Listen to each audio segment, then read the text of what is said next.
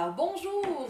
Aujourd'hui, nous allons faire la fameuse dégustation tant attendue par moi et par plein d'autres du thé et chocolat. Donc, comme la semaine passée, j'ai posté un petit vidéo qui était l'association l'accord thé et fromage. Là, c'est thé et chocolat ce soir, donc faisons-nous plaisir et on débute en force avec un matcha. Donc, le matcha qui est un thé vert en poudre. Donc, ça va donner vraiment quelque chose qu'on va fouetter dans l'eau. Donc, une belle mousse comme ça ici. On va avoir vraiment des notes d'algues et de verdure assez goûteuses. Donc, on a décidé de mettre ça avec un chocolat blanc.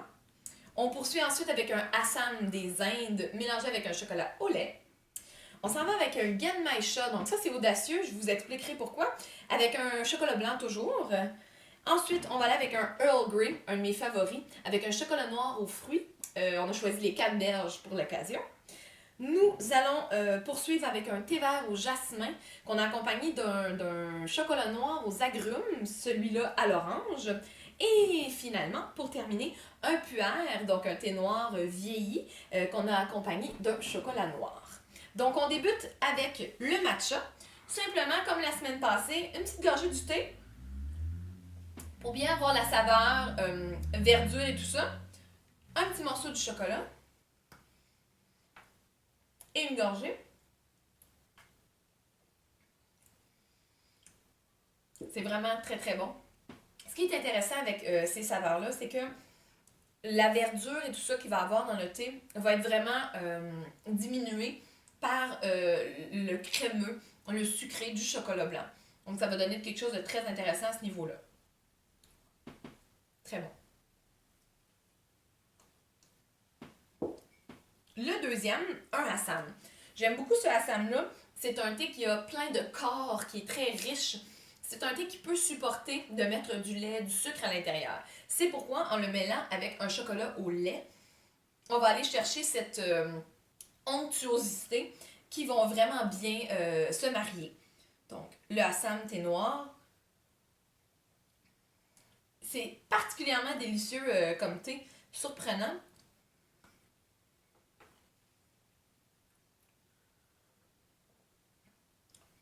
Donc, autant ces deux-là allaient contraster, ceux-là sont parfaits, en parfait accord ensemble. Donc, vraiment, on peut toujours, finalement, mettre les thés et les chocolats par contraste. Donc, un qui va augmenter, diminuer l'autre, ou on va les accompagner pour vraiment qu'ils soient en pleine ensemble, finalement, vraiment une saveur complète.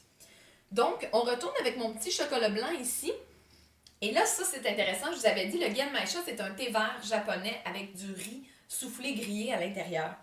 Ce qui est le fun avec ça, c'est qu'on a vraiment un goût de noix, un goût popcorn, finalement, Rice Krispies qu'il va avoir à l'intérieur. Le chocolat blanc, comme étant très crémeux, très sucré, on va aller couper un peu ça. Donc, en fait, cette fois-là, on va couper le sucré du chocolat avec le thé au lieu de couper la verdure du thé avec le chocolat. Donc, on fait le contraire. Il existe des barres de chocolat blanche avec des grains de riz soufflés à l'intérieur et c'est ça que ça va rappeler vraiment comme mix. C'est vraiment très intéressant. Je ne l'avais pas fait avant ce soir, encore une fois, je vous ai attendu. Et jusqu'à date, ça c'est le mix le plus surprenant, c'est très bon, très très intéressant. Alors, on poursuit avec le fameux Earl Grey, donc le thé noir à la bergamote, bergamote qui est un agrume d'Italie. La bergamote dans le Earl Grey fait que le Earl Grey est un peu plus sucré. On y était avec un thé chocolat noir aux canneberges. Donc, on va avoir vraiment l'amertume du chocolat noir, l'amertume de la canneberge qui va être balancée et qui va faire ressortir la bergamote du Earl Grey. Donc,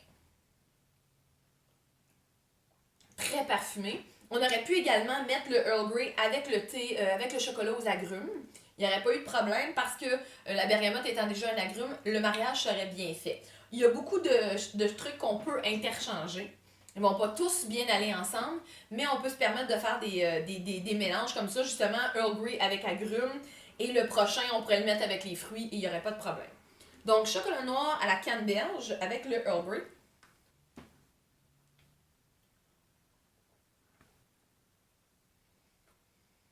Le chocolat noir, vraiment l'amertume va être très présente et en prenant une gorgée de Earl Grey, le goût va être quintuplé, devrais-je dire. Très intéressant. Très bel mélange. D'ailleurs, la canneberge, elle a une acidité. Et le Earl Grey, la bergamote, a cette même acidité-là. Donc, dans un certain sens, ils vont vraiment, vraiment bien se mixer ensemble. On poursuit. Moi, c'est celui que j'étais le plus sceptique. Par contre, après avoir écouté les super conseils de ma sommelière, en fait, en thé, et ma professeure, qui est Shabnam Weber, dans le fond, qui goûte, et puis elle a fait les commentaires. C'est vraiment intéressant parce que une fois qu'on voit ça, le thé vert au jasmin avec du chocolat noir aux agrumes, moi, c'est pas quelque chose que dans ma tête sonnait comme immédiat. Par contre, ce qui est vraiment intéressant, c'est que l'agrume du chocolat va faire ressortir le jasmin et vice-versa. Donc, ça va donner quelque chose, ça pourrait être un chocolat au citron. Nous, on a choisi à l'orange pour cette occasion-là. Donc, j'ai vraiment hâte de faire le test. Donc, très floral, léger.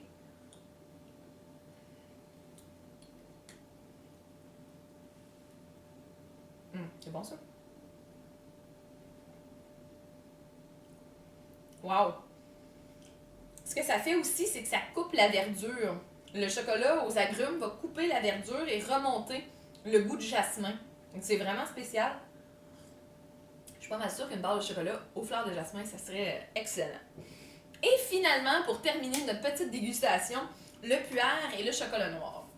Très spécial parce que le puère, c'est complet de saveurs. Donc, on va avoir vraiment de l'amertume, on va avoir des touches terreuses, l'umami, et qui va aller vraiment avec le chocolat noir. Donc, ça ici, c'est quelque chose qui va vraiment aller de pair et on va y aller en puissance. C'est un mélange qui est très, très puissant et que les gens vont remarquer. Donc, vraiment des notes terreuses, un peu champignon finalement. Le puer va vraiment bien avec les champignons, qui va avoir la saveur umami aussi à l'intérieur. Chocolat noir.